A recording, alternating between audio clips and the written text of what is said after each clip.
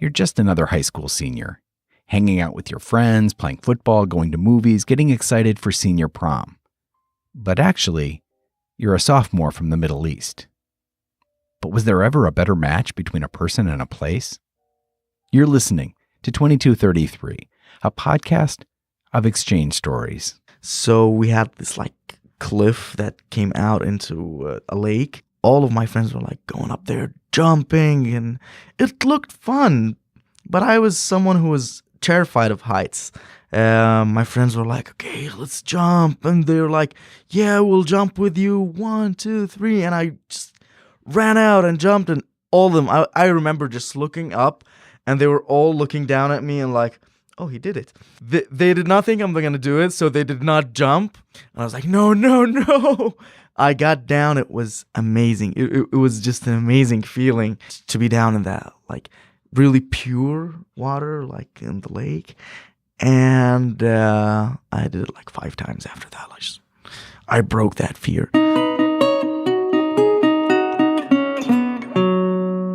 This week, class of 09. Turns out that Americans actually attend classes and the gift of Martin's Raiders cap.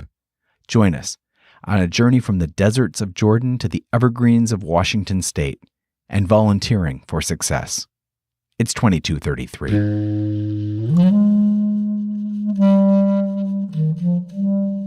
We report what happens in the United States, warts and all. These exchanges shaped who I am. When you get to know these people, they're not quite like you read about them. They are people very much like ourselves. Oh, that's what we call cultural exchange. Ooh, yes. Hi, my name is Ali Makahleh. I'm from Irbid, Jordan. And I was placed in 2008-2009 in Washington State on the Youth Exchange and Study Program, KLES program. Right now, I'm the CEO and founder of 3DU, an educational development startup in Jordan, working on innovative approaches towards preparing individuals to take an effective role in the fourth industrial revolution. So we're trying to perfect the new educational model for the world, hopefully, starting with Jordan. But yeah, we have high aims, a little bit high aims.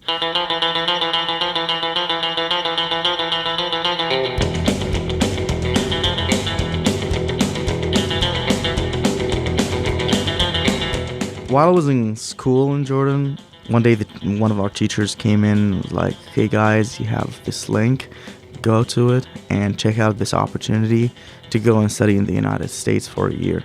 Pretty much most of the students in my class were like, it's not going to work, nobody's going to get accepted. They're going to take people up in the rankings or whatever. And I was like, no, just let's apply and see how it goes. And actually all of us made it to the first level. Then we started going to these exams and these interviews and whatever. My friends were dropping along the way, not making it to the next stage and whatever. But me and one of my friends from the school, we made it, and we actually got to be here in the States. And I was in Shelton, Washington, which is nothing like my city in Jordan. Nothing. Jordan is 70% desert, to be honest. Washington State, it's the evergreen state. It's the entire opposite of Jordan.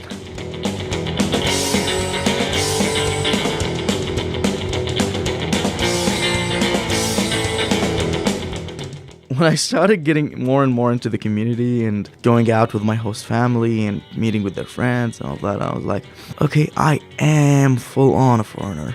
Well, this is my first time leaving my comfort zone, getting away from my parents. I was very dependent on them. And when I got here, I was scared. I did not know what was going to happen. I did not know if people would like me or whatever. But as the days passed, as the months actually went on, I found myself that, all right, the American community is not that different from the Jordanian community or whatever, any other community. We're just people trying to go on our days. And I made quite a few friends. on like all spectrums in the high school, from the cool kids to the geeks to everybody. Thankfully, I used to watch a lot of movies before I came here, and I had picked up a bit of an American accent. It helped a lot during the first couple of days. That was interesting. You know, the first couple of months were very interesting, very scary, but interesting.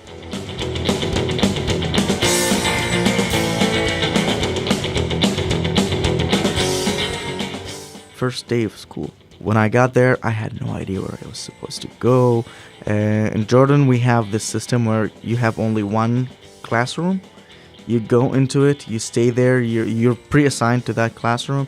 You stay there from 8 to 2, the teachers come to you. For the first week or so, I had the map of the school with me all the time, like wherever I go. I got lost a couple of times. Teachers were understanding that this is the foreign exchange student. He does not know anything about the school. Just let him be late. It does not matter.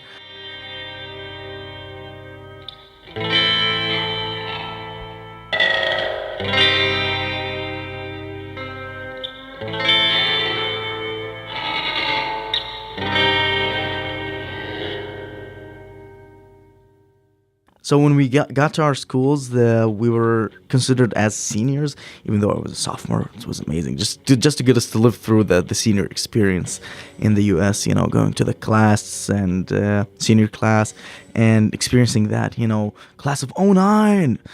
Yeah, it was pretty cool. The weird thing is when it came to prom time, like before prom, like a couple of months before prom, I found out that my friends in class has nominated me for prom king. I did not make it, but I made it that far. I was extremely, happy about that. I've only been here for like a few months and you're nominating me for prom king. That's pretty cool. I was surprised just sitting there and hearing my name on the announcement. Like Ali Makahleh is one of the nominees.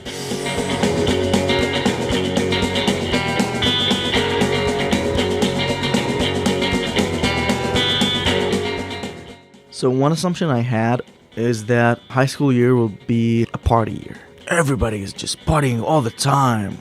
Every day, it's like fun. Everybody breaks into music in the middle of, and dancing in the middle of hallways. And that was not the reality. Hollywood movies just ruined my brain before I got here. So when I got here, I was like, oh, okay, everybody's going to class.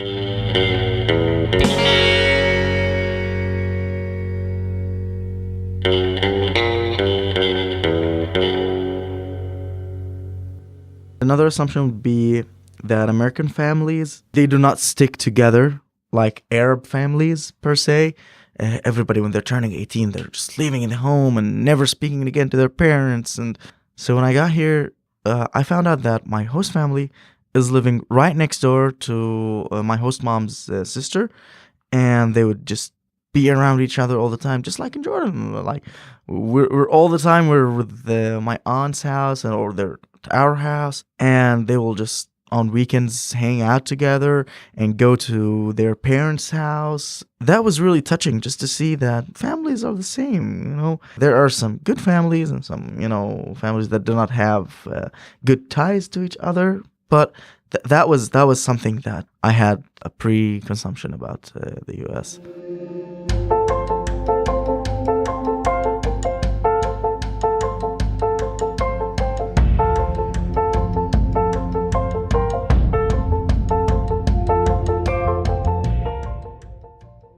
I went on my first away football game to a high school in a city nearby. That the movie 10 Things I Hate About You was filmed there.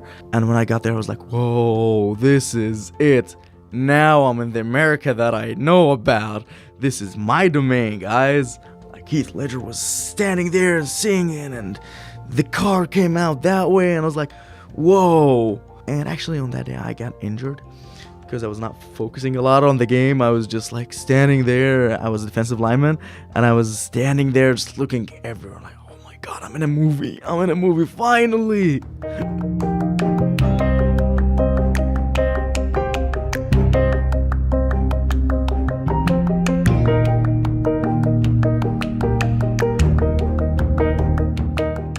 My friend Martin, he gave me his ultimate favorite cap, football cap for his like Raiders team. He loved them. He gave me that cap and he's like, this is my favorite. This was given to me from my best friend. You can have it. That was, really, it touched me. It was like, oh, wow, that's really nice. That's really cool.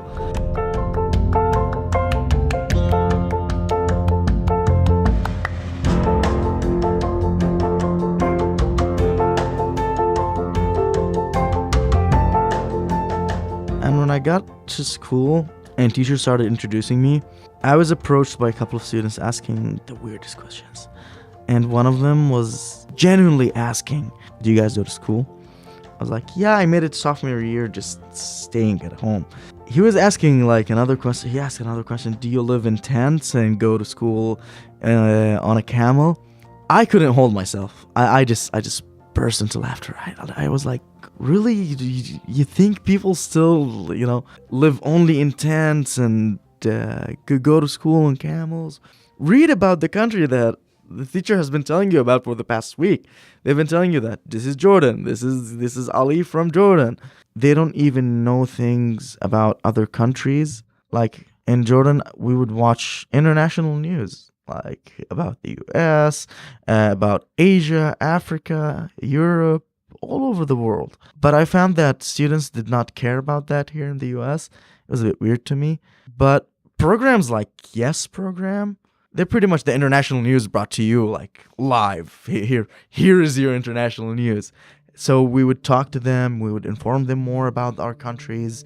I loved the experience in like giving more information about Jordan, about the culture of Jordan.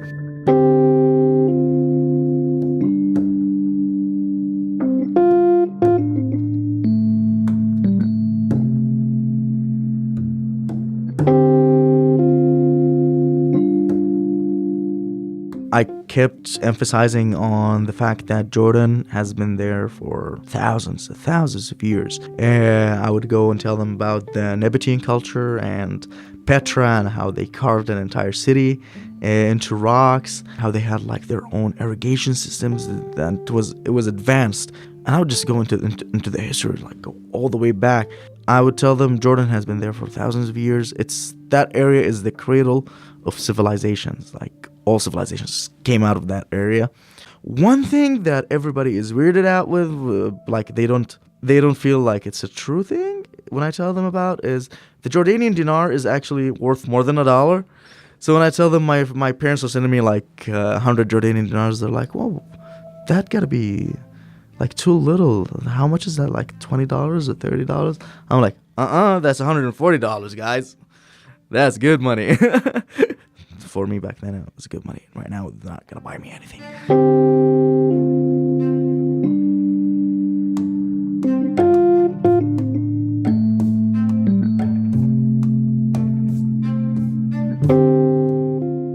So I always look at the YES program as the initial spark to everything that I have done since then. It is a turning point in my life. So now, when I was on the YES program, I learned more about the US culture and US education system, which was fascinating to me. I got to do a lot of volunteering.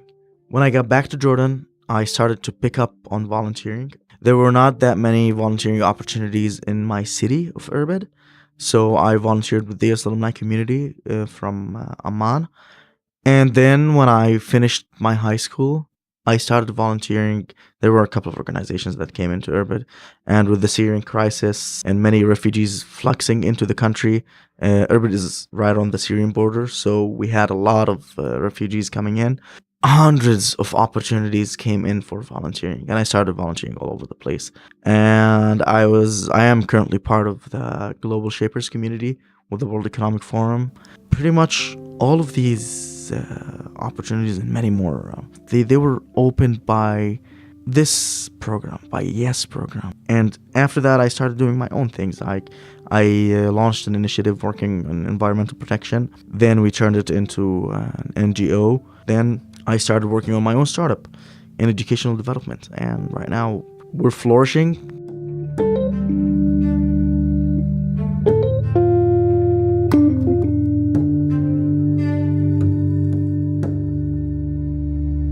the effects of the YES program and how it changes our lives is amazing.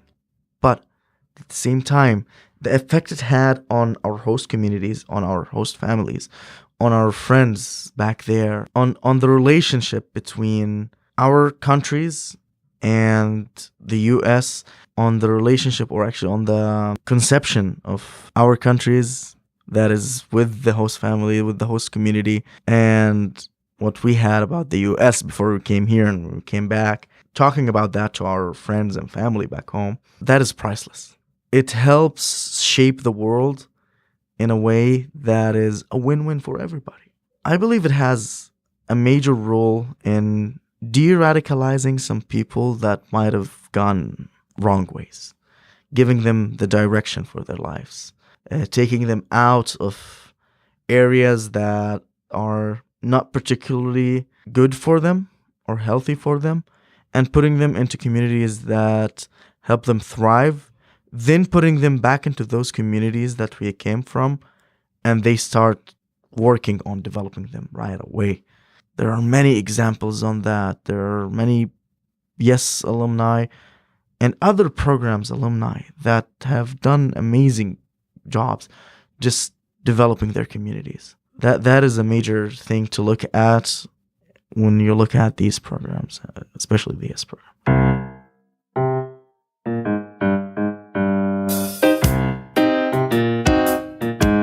2233 is produced by the Collaboratory, an initiative within the U.S. State Department's Bureau of Educational and Cultural Affairs, better known as ECA.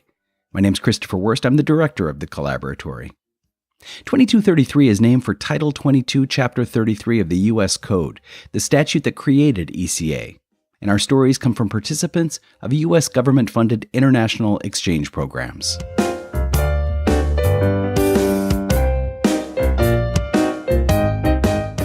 This week, Ali Makahleh discussed his experiences as a youth exchange and study, or YES, participant.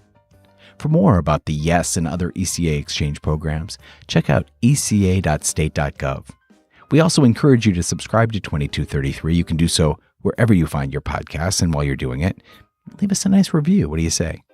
And we'd love to hear from you. You can write to us at ecacollaboratory@state.gov.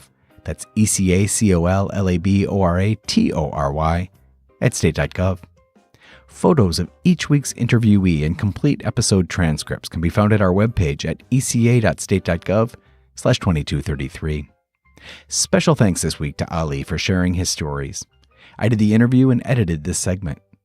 Featured music was Necrophago by Dr. Frankenstein and Open Flames and White Filament by Blue Dot Sessions.